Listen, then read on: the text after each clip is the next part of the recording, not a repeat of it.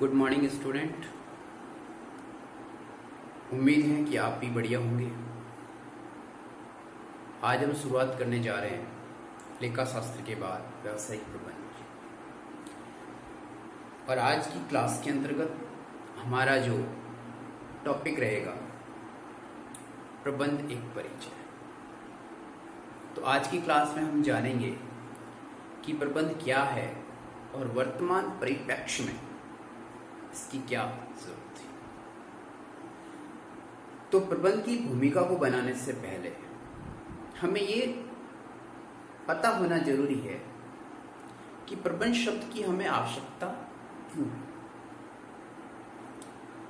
देखें, एक पहले कहावत है कि संगठन में ही शक्ति है।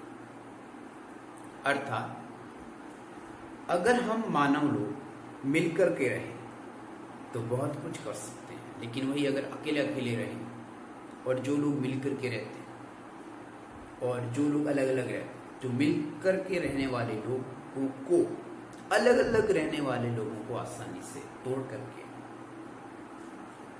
सफलता हासिल कर सकते हैं, क्योंकि वो अकेले हैं और वो मिलकर के रह रहे हैं। इसलिए पहले संयुक्त परिवार की प्रथा और वर्तमान में एकल परिवार की करता।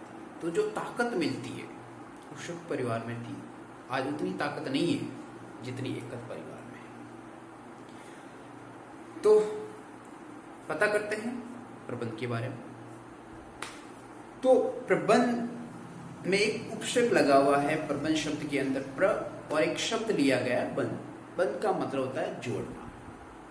तो हमें भूमिका से पता चल गया किसको जोड़ना है, लोगों को जोड़ना है, क्योंकि समाज में बहुत सारे लोग रहते हैं और हमें पता है कि वर्तमान परिप्रेक्ष्य में जो भौतिक संसाधन हमारे पास जो उपलब्ध है उनका कुशलतम प्रभावपूर्ण रूप से प्रयोग करने का जो कार्य है वो केवल और केवल मानव के द्वारा ही किया जा सकता है। तो हम चाहते हैं कि मानव के अंदर काम करने की अपार क्षमताएं हैं, लेकिन उन संभावनाओं को तलाशने वाले एक व्यक्ति की भी हमें जरूरत पड़ती है, जिसको अपन कहते हैं परिवार का मुखिया। और प्रबंध की भाषा में उसको बोला जाता है प्रबंधक, ताकि हमारे पास जो संसाधन है, यानी हमारे अंदर जो असीमित अपार शक्तियां हैं, हम उनका सही उपयोग कर सकें और सही मायने में सच्ची सफलता प्राप्त कर सकें। तो बात करूं मैं, प्रबंध का प्रादुर्भाव जो हुआ है वो मानव सभ्यता के विकास से जुड़ा हुआ है। यानी जब मानव की उत्पत्ति हुई तो प्रबंध शब्द की भी उत्पत्ति हो गई थी। और एक घाटी आपने सुनी होगी, सिंधु घाटी सभ्यता, इंडस वैली सभ्यता के नाम से जिसको जाना जाता है। ये प्रबंध का एक अनुकरणीय उदाहरण है, जिसकी व्यवस्था इतनी अच्छी शानदार थी। जब इसकी व्यवस्था को देखा जाता है तो प्रबंध शब्द को याद किया जाता है। तो हमारे लिए एक आत्मगौरव का विषय है कि हम जिस धरा पर रहते हैं, अर्थात जन्म लिया है, वो आज से 8000 वर्ष पुरानी है। भारतीय उपमहाद्वीप को सभ्यता की जननी कहा जाता है। इस सभ्यता के काल में आसपास के देशों में व्यापार होता था।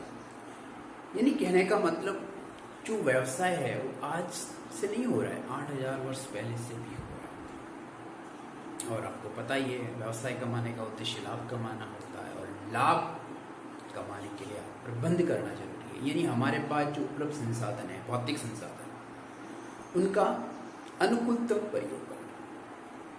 तो लोगों को जोड़कर रखना, और उसके बाद जो हमारे पास उपलब्ध संसाधन है, यानी संसाधन हमेशा भारत देश की हमेशा से समस्या रही है कि हमारे पास संसाधन, न किसी देश के पास की बात करो, संसाधन हमेशा सीमित होते हैं और आवश्यकताएं हमेशा अनंत होती है। तो हम चाहते हैं कि सीमित संसाधनों से हमारी मैक्सिमम आवश्यकताओं को हम पूरी करें। तो प्रबंध विषय उतना ही पुराना है जितना मानव सभ्यता का विकास पाषाण युग में वर्तमान सूचना प्रौद्योगिकी युग के विभिन्न कालखंडों में प्रयुक्त जो हमारे पास जो संसाधन होते हैं, जिसको अपन 6M के नाम से जानते हैं, यानी जब अपन बिजनेस करते हैं तो हमें 6M की जरूरत पड़ती है। नंबर 4 में, फिर मनी, फिर मटेरियल, फिर मेथड, मार्केट भी तो चाहिए, क्योंकि हमारे पास तो प्रबंध एक शब्द आएगा, सर्जन। लोगों की आवश्यकताओं को सर्जन क्रिएट भी करना पड़ेगा, तब हमने जो वस्तु बनाई है उसको अपन आसानी से बेच सकें, और बेचने के लिए हमें एक मार्केट चाहिए, बाजार चाहिए। तो 5-6M की बात करूं तो मैं material, money, method, main, machine and market, तो इनको हमें कोऑर्डिनेशन, समन्वय में बिठाना है, तब जाके हमें सफलता मिलती है। तो इनकी अनुभूति जिस किसी भी व्यवसाय इन 6M का कोऑर्डिनेशन कर लेता है, सामंजस्य कर लेता है, तो उसकी सफलता निश्चित है।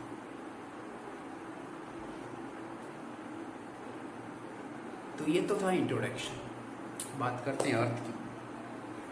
तो प्रबंध, मैंने कहा परिवार का मुख्य होता है, परिवार के अंदर बहुत सारे सदस्य होते हैं। अब मुखिया का काम होता है कि उनको मिलकर के लेके चलें, और मुखिया ये पता लगा लेता है कि हमारे परिवार के अंदर जो सदस्य है वो कौन कौन सा काम कर सकता है।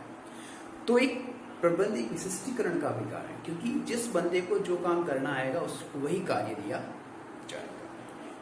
तो प्रबंध के अर्थ के रूप में जो लिया जाता है, जो सर्वाधिक अर्थ के रूप में जिसका अर्थ कि प्रबंध अन्य व्यक्तियों से कार्य करवाने की एक कला है।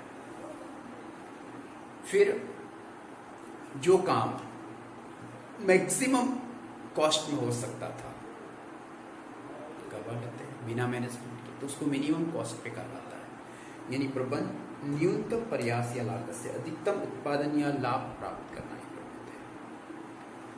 फिर प्रबंध निर्धारित लक्ष्यों की प्राप्ति हेतु, आगे हम पढ़ेंगे प्रबंध के कुछ कार्य, जिसमें महत्वपूर्ण 5 प्राथमिक कार्य, सहायक कार्यों को अलग अलग बांटा गया है। तो नियोजन करना, संगठन, नियुक्ति, निर्देशन, नियंत्रण की प्रक्रिया है। तो प्रबंध एक प्रक्रिया भी है, यानी किसी भी कार्य को करने के लिए प्रबंध के कार्य करने पड़ते हैं, और जैसे ही उस कार्य को करने का हमारा जब उद्देश्य पूरा हो जाता है, वापस हमें हर काम को, यानी आज हमने खाना बनाया तो उसमें मैनेजमेंट लगा कि पहले ये चीज़ होगी, बाद में ये होगी, बाद में होगी, वही काम कर भी तो करना पड़ेगा।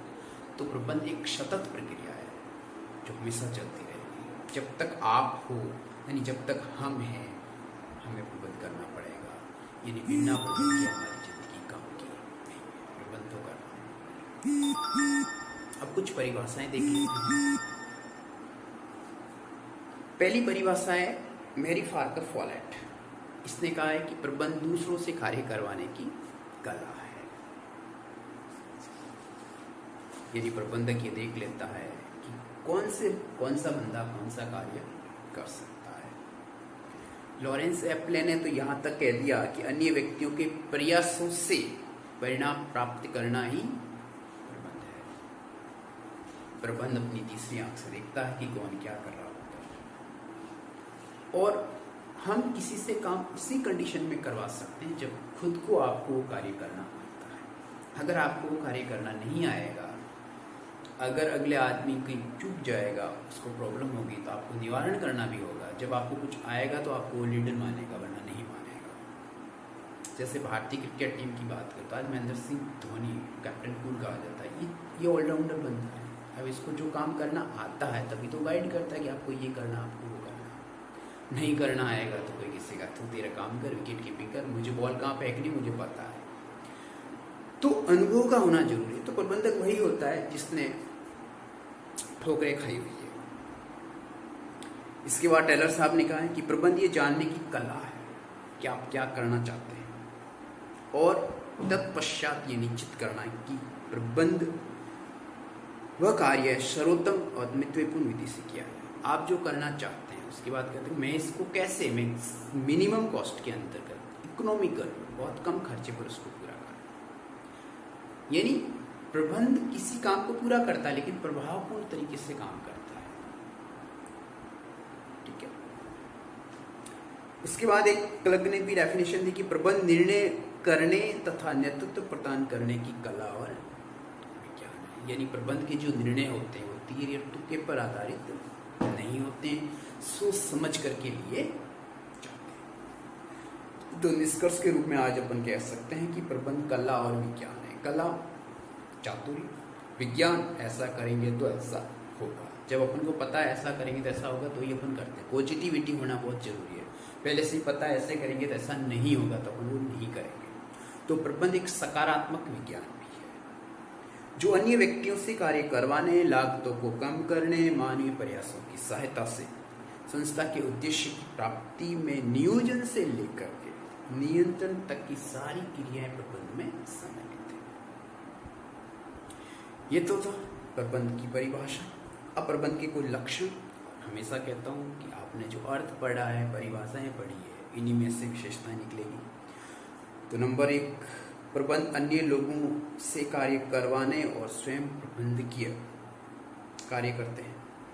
प्रबंध कार्य उद्देश्यपूर्ण होते हैं, बिना उद्देश्य के कोई काम नहीं होता है। प्रबंध करने का जो तरीका होगा, जो मोटिव होगा, वो हमेशा ऑब्जेक्टिव उद्देश्यपूर्ण होगा। प्रबंध एक मानवीय कार्य है तथा चुनौतीपूर्ण कार्य है, क्योंकि हर एक के बस की बात नहीं है। क्योंकि जो प्रबंध करता है वही उस कार्य के प्रति जवाबदेही होता है, और जवाबदेह बनना हर किसी को पसंद नहीं है। सृजनात्मक कार्य है। मैंने कहा था अगर किसी चीज़ की मांग नहीं है तो उसको मार्केट के अंदर मांग को क्रिएट करना, बनाइए, बेचनी तो पड़ेगी। तो सृजनात्मक कार्य और प्रबंध के नेतृत्व करने में शायद क्षमता होनी चाहिए। प्रबंध नेतृत्व मानसिक रूप से वो हमेशा तैयार रहना चाहिए, क्योंकि उसको लीडर करना है। अगर वो हार जाएगा तो एम्प्लॉय के अंदर ताकत नहीं है कि वो ढांढस बनाए। तो प्रबंधक वो होता है जो लोगों को ढांढस बन जाता है कि यस, ये कर सकते हैं अपन, दुनिया की कोई ताकत नहीं हो सकती। प्रबंध संस्था के मानवीय प्रयासों और भौतिक संसाधनों में समन्वय है। यानी हमारे पास जो संसाधन है, 2 संसाधन, मानवीय संसाधन और भौतिक संसाधन, इनमें तालमेल बैठाना ही प्रबंध है। तो प्रबंध एक अदृश्य शक्ति है जो दिखती नहीं है, केवल महसूस होती है। तो आज की क्लास इतनी। कल की क्लास में अपन पढ़ेंगे उद्देश्य।